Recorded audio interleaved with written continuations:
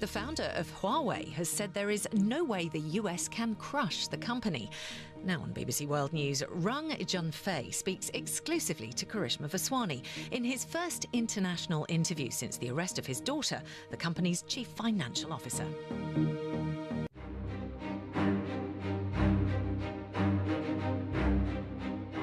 It's one of the world's leading telecommunications companies, with annual sales last year in excess of $100 billion. But now its founder, Run Junfei, is facing the battle of his life. As China and the US face off in an increasingly ugly trade war, Huawei finds itself at the center of the storm. According to the indictment, in 2012, Huawei began a concerted effort to steal information about a robot that T-Mobile used to test mobile phones. The United States is pressuring its allies to shun Huawei's products, claiming that the company is an arm of the Chinese government. But for Mr. Run, this is also a personal fight.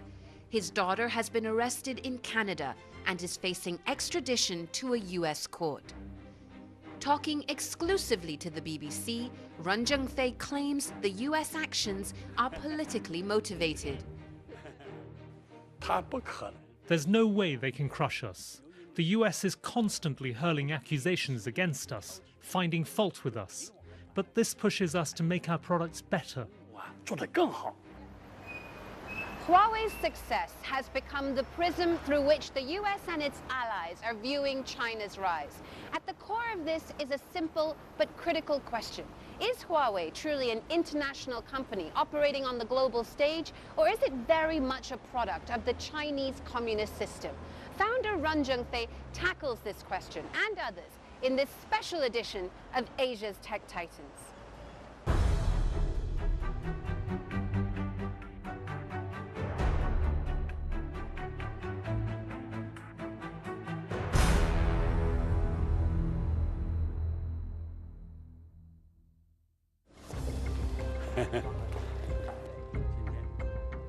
Run Junfei has only ever wanted one thing: to build a global company in China that could rival the best in the world. And that is exactly what he's done. Mr. Run started Huawei with just 3 staff and $2,500 in Shenzhen, one of China's special economic zones. When I first started out 30 years ago, the communications industry was on the brink of enormous changes. Changes equivalent to thousands of years in the history of mankind, all in the span of 3 decades. Back then, we didn't really have any telephones. The only phones we had were those hand-cranked phones that you see in old World War II films. We were pretty undeveloped then. Huawei started out by making simple equipment for rural markets. Instead of spending the money we earned, we invested it back into the business, making more and more advanced equipment. We were lucky China was developing its network industry on a big scale at the time. That's how we found a market for our goods. If we tried to start a business today, I don't know if we would be successful. We worked for survival rather than for ideals. How could we possibly have ideals then? Our priority was to survive. Today, Huawei is the top telecoms network equipment seller in the world. How did you do this?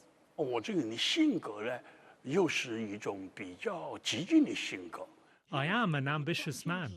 If someone can focus on one thing, then they will definitely succeed. I was focused on communications technology. If I had focused on raising pigs, I might have become a pig expert. If I had focused on making tofu, I might have become the king of tofu. Unfortunately, I chose communications. This industry is very challenging.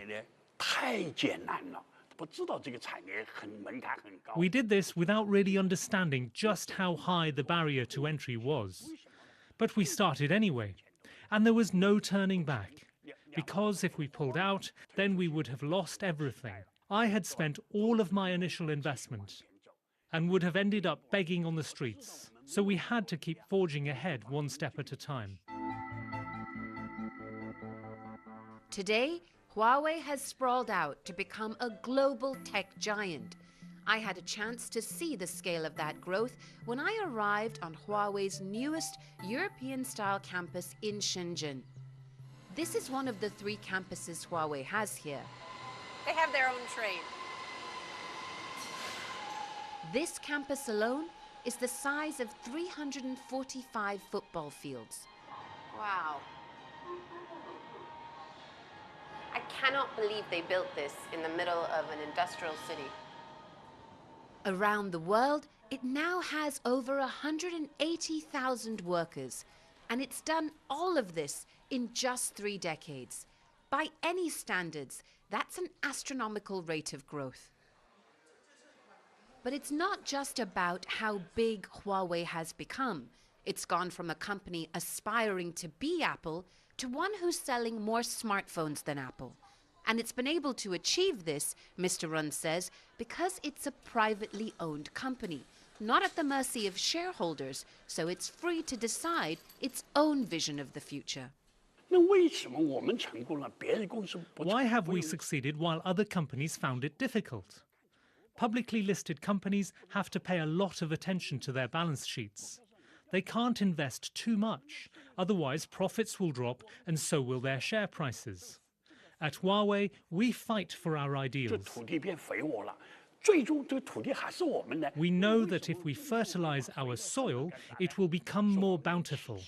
That's how we've managed to pull ahead and succeed. Every year, Huawei invests up to $20 billion in R&D, putting it in the top 5 companies for such investment in the world.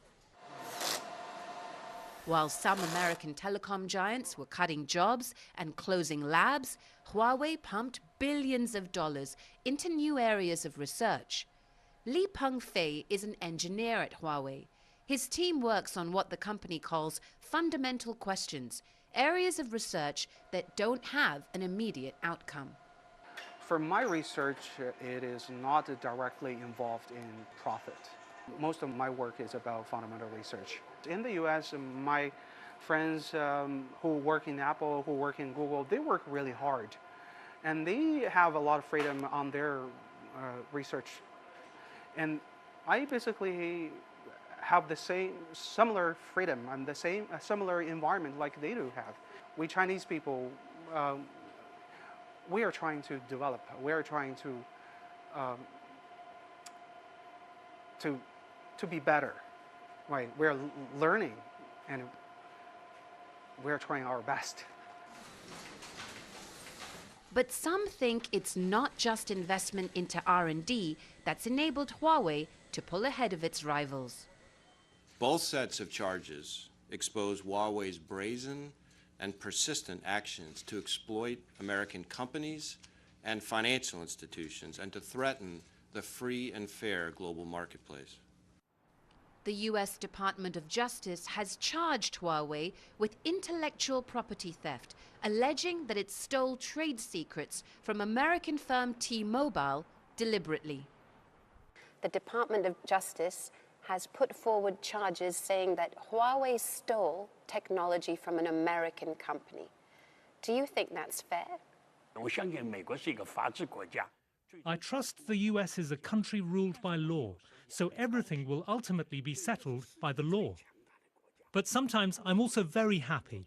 The US is the world's most powerful country, and their senior officials are going around the world talking about Huawei, including places where we have not launched any advertising campaigns, and people didn't know about us.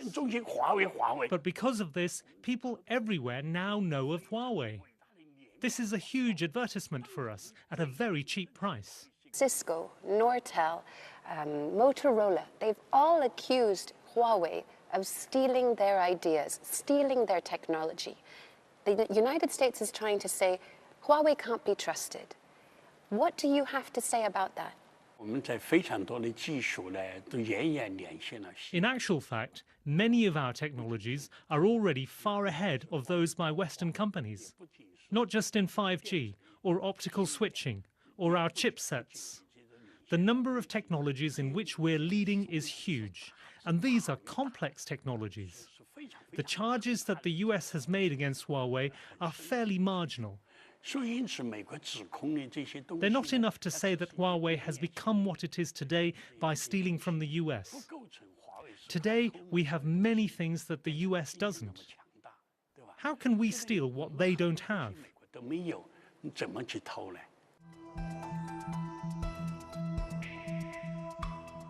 Still, the pressures on Huawei are growing. And Mr. Run is not just fighting for his business. His family is now involved as well. The DOJ has charged Mr. Run's daughter and Huawei's chief financial officer, Meng Wanzhou, with bank fraud and accused her of conspiring to violate American sanctions on Iran. What is it like as a father to see your daughter in such a difficult situation? When she was detained, as her father, my heart broke. How could I watch my child suffer like this? But what happened has happened. What can one do? We can only depend on the law to solve this problem. I think this hardship is a valuable opportunity in life for her. Going through such a big event will give her wings for her future growth. I should thank the US government for giving Meng Wanzhou a strong set of wings so she can fly higher in the future. I believe that. Was she a successor that you were grooming, that you were hoping to see her, become the CEO one day? She could never become my successor because she has no technical background. I feel that I shouldn't see my children's trials entirely through a father's eyes. I should also see them flying strong and free. Children must have their own character and find their own way. All my children are strong-willed, hard-working, and drive themselves to excel. As their parents, we cannot demand that they stay meekly by our side forever. We think their personal development is more important. So, this is the 5G lab. Despite this huge personal setback, Huawei is pushing ahead with a project where it's leading the world, 5G technology. Application which can use 5G technology, for example. By many accounts, Huawei is thought to be at least a year ahead of its rivals on this front. 5G will herald the start of truly virtual networks and hyperconnectivity between everything you can think of, all of which is designed to make our lives easier and more automated. This one probably useful. It's detect the moving of the human body. But the worry is, whoever controls the infrastructure behind this technology could potentially control every aspect of our lives in the future. Zhu Peiying is Huawei's head of 5G wireless research and says that fears of vulnerabilities in 5G are unfounded. From technology perspective, 5G is probably more secure than the 4G previous generation.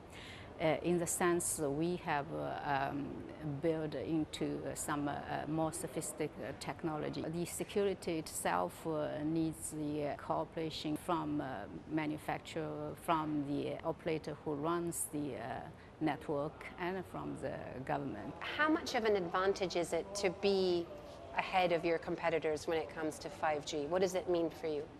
This actually probably we will get more footprint, serve more customer, and this is beneficial for both our customer in terms of operators and our consumers. Yeah. At its most basic level, 5G technology is about connecting everyday items like my toothbrush to the internet. Every time I brush my teeth, data is collected and analyzed. But at its most sophisticated, it's about everything in entire cities talking to each other, from driverless cars to building temperature to how fast our public transport is. And it's already starting to materialize right here in China. In an old neighborhood in Shenzhen, Huawei is building the framework for the Internet of the future.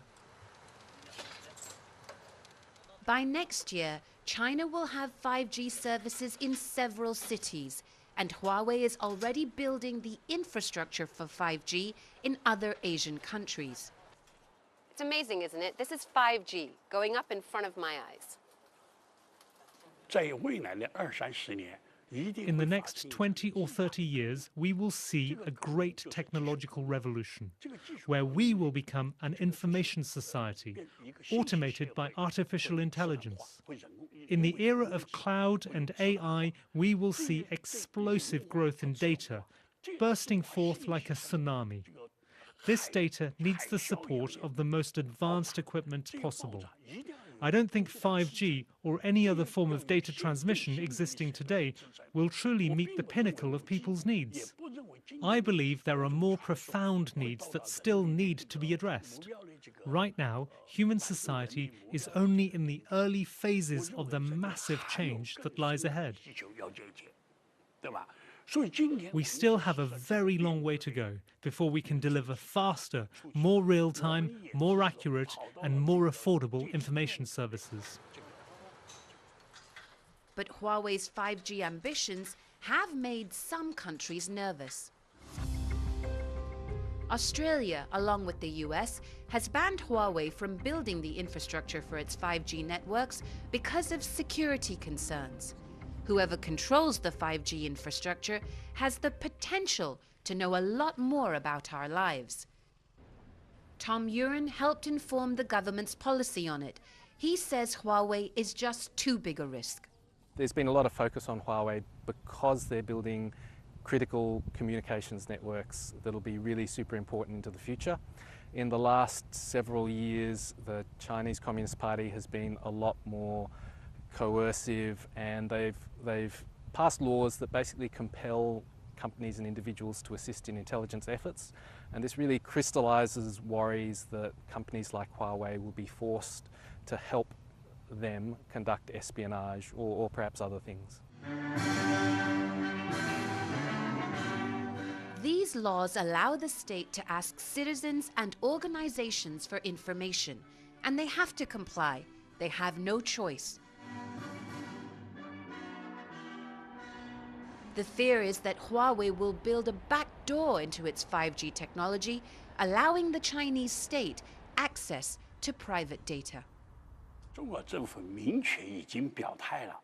The Chinese government has clearly said that it won't ask companies to install backdoors, and Huawei will not do it either. Our sales revenue is now hundreds of billions of dollars. We are not going to risk the disgust of our country and our customers all over the world because of something like that. We will lose all our business, and then we would not be able to repay the banks. I'm not going to take that risk. I said I would shut the company down, also to express a kind of determination. We will not do this. To add to this suspicion, there's also Mr. Ren's links to the Chinese military. Before founding Huawei, he was an engineer in the People's Liberation Army.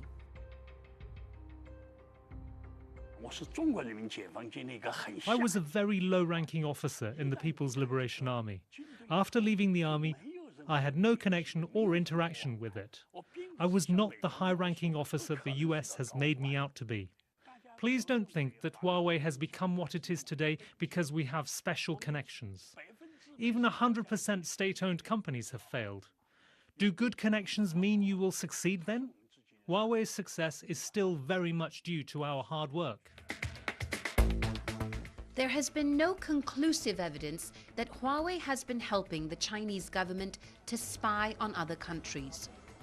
But concerns that it could have been enough for the US to pressure its allies, including the UK, to stop doing business with Huawei altogether.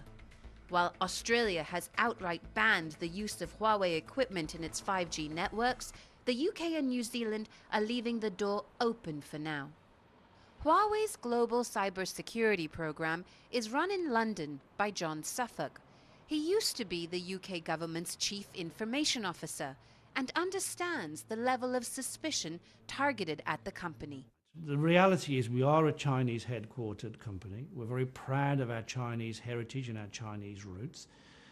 Not everybody, understands, the modern China. Not everybody is in favour of the modern China.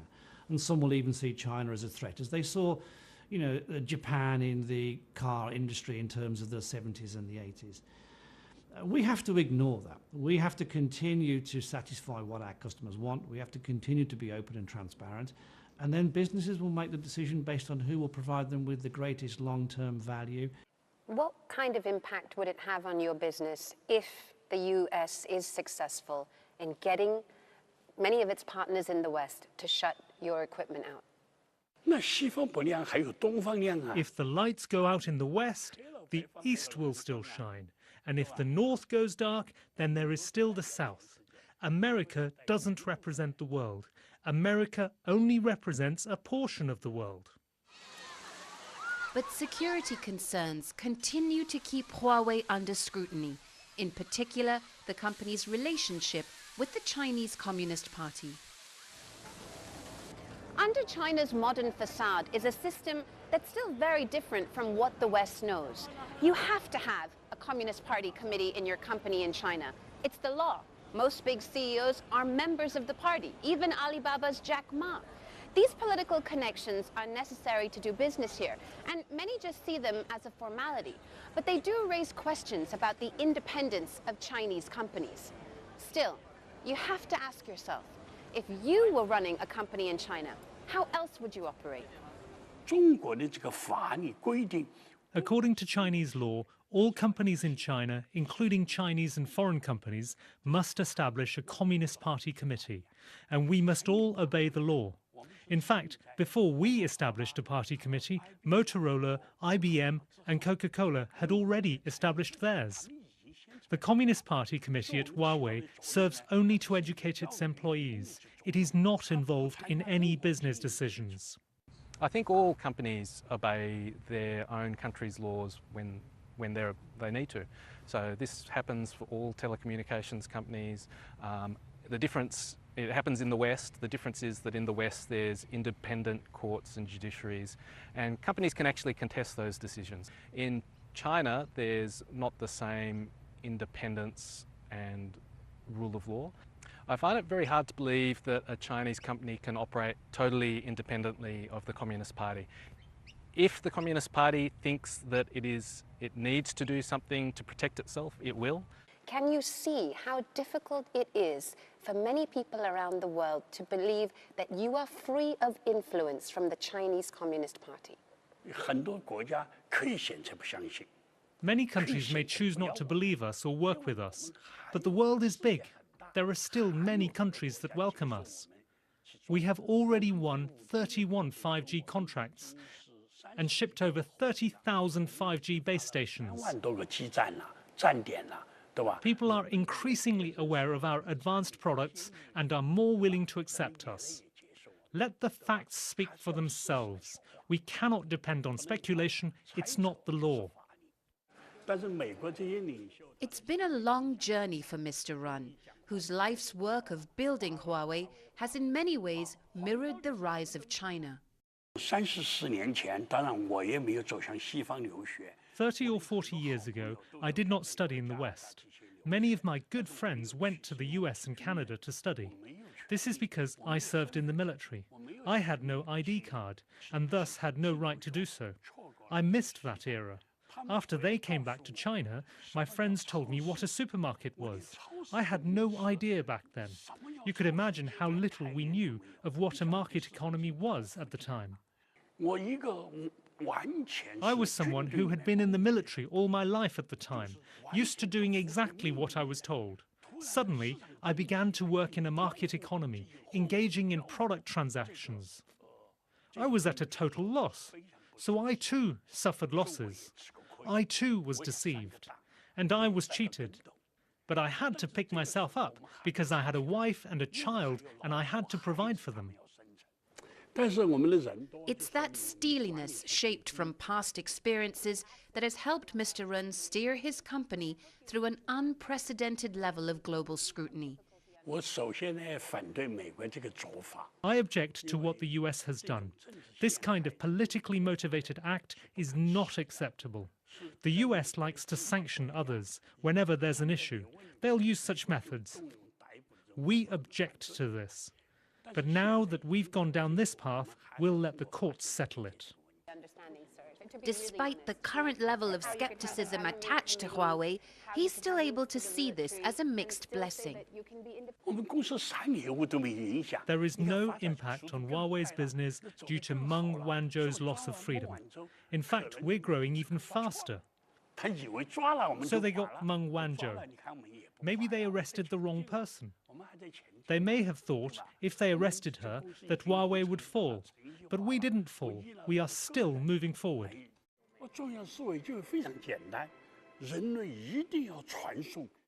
For Mr. Run, moving forward is not merely an option.